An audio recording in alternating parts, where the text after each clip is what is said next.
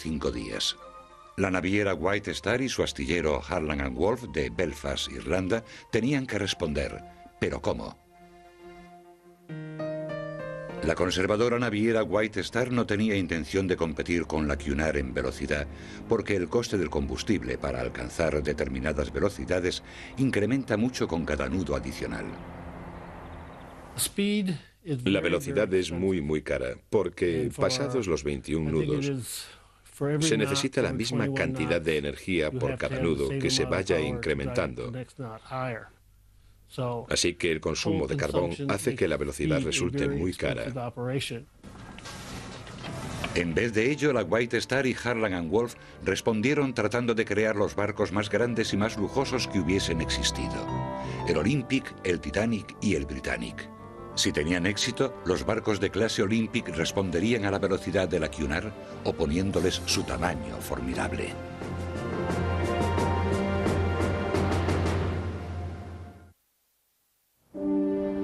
La construcción del Titanic empezó el 31 de marzo de 1909, 3 meses después que la de su hermano gemelo, el Olympic. Aquí, en Belfast, Irlanda del Norte, en el astillero de Lord Pirrie, Harland & Wolff, en el mar de Irlanda. Harland & Wolff tenía fama de construir barcos grandes.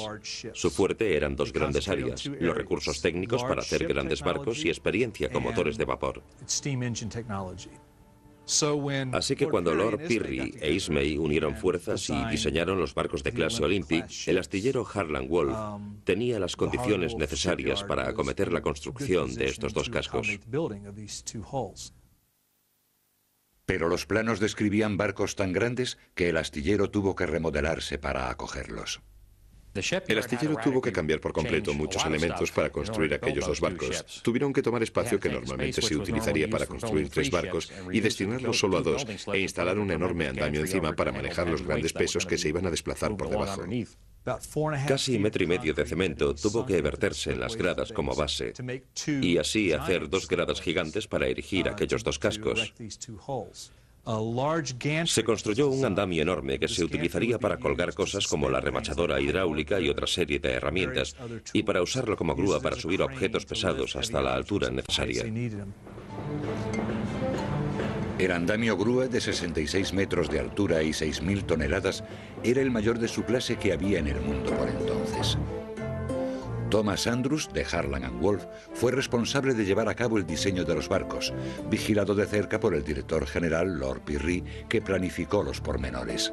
La compañía White Star también controló todas las fases de la planificación y construcción por medio de su director Bruce Ismay. Harland & Wolff era la mayor empresa de Belfast y más de 15.000 obreros trabajaron 6 días a la semana para construir aquellos enormes barcos. Y aunque seguramente fue asombroso ver crecer a estos colosos, poca cosa de su diseño resultó fuera de lo común.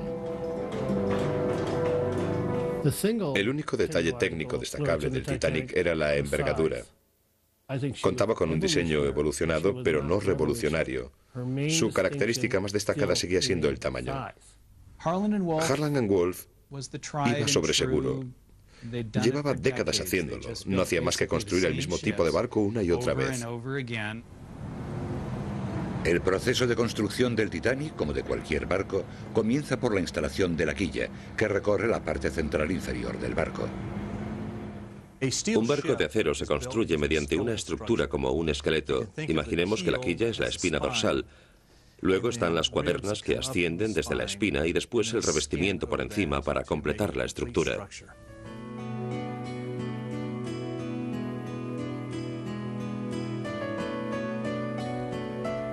Tanto el Olympic como el Titanic contaban con doble fondo o espacio estanco entre la quilla y la cubierta inferior del barco. El principal fin de este rasgo común era la seguridad y, en segundo lugar, almacenar agua para lastre. Poner doble casco a los barcos, es decir, añadir otro casco de acero exterior al casco existente, habría incrementado su seguridad, pero habría resultado caro y poco habitual en la época. Luego las cuadernas iban en sentido ascendente. Había un espacio de casi 1 metro por lo general entre una y otra, a lo largo de todo el barco.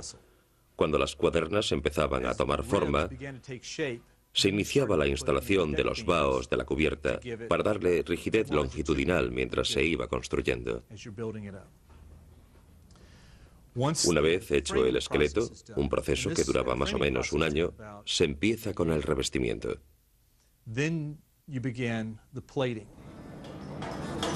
El casco, de casi 26.000 toneladas, tendría una cobertura de planchas de acero superpuestas, cada una de 2,54 centímetros de grosor y un tamaño de 9 por 1,8 metros. El acero se forjó mediante proceso de crisol abierto, una mejora respecto al proceso Bessemer. El método requería grandes hornos que alcanzaban temperaturas de casi 1.600 grados centígrados. Este proceso de fabricación de acero en un crisol abierto daba mejores resultados porque se podían fundir fragmentos de hierro junto con mineral, reutilizar subproductos de otros procesos y obtener acero de esa forma. Era la técnica más moderna por entonces y era la forma más eficaz de obtener acero templado. El acero usado en el Olympic, el Titanic y otros muchos barcos de aquella época era propenso a la microfragmentación, un defecto que producía minúsculas fisuras, sobre todo en torno a los orificios de los remaches. Harland & Wolff lo sabía, pero consideró que era un defecto sin importancia. Las planchas de acero estarían sujetas en todo el casco por 3 millones de remaches, cada uno de 7,5 centímetros de largo. Los remaches se fijaban de forma hidráulica al casco. Tenía unas enormes prensas hidráulicas que pendían del andamio. Estaban suspendidas sobre los cascos durante su construcción en Belfast. Se utilizaron remachadoras hidráulicas en gran parte del barco, pero donde la máquina no podía llegar, se hizo a mano. Aunque moderno por entonces, el método no era infalible. Las imperfecciones del metal, denominadas escoria, a veces se mezclaban con el hierro forjado de los remaches que se hacían a mano. La escoria en los remaches de hierro forjado se debe al hecho de que ni el proceso Bessemer ni el de crisol abierto para fabricar acero eran perfectos para extraer todas las impurezas. Algunas acaban mezclándose con el metal del remache, y esa escoria debilitará el remache. Aunque esos remaches no tenían la calidad exigida hoy, eran de la mejor calidad disponible por entonces y se consideraban totalmente aceptables. Dentro del casco había 15 mamparos que separaban 16 compartimentos estancos, alineados en el fondo del barco. Prácticamente todos los barcos, como el Titanic, habrían tenido similares mamparos de aislamiento. Incluso si se dañaban los 4 compartimentos de proa o 2 de los laterales, el barco no se hundiría. Y era raro que en una colisión resultase dañado más de un compartimento. No obstante, los mamparos no llegaban hasta la cubierta superior porque los diseñadores no lo consideraron necesario. Basándose en el número de compartimentos dañados con que podía sobrevivir el barco, el agua que inundaba los compartimentos no debería llegar a desbordar los mamparos. Si el agua llegaba a desbordarlos, querría decir que había más compartimentos dañados de los que permitirían aguantar a flote, y el barco experimentaría una pérdida fatal de flotabilidad, con lo que se hundiría tanto si el agua superaba los mamparos como si no.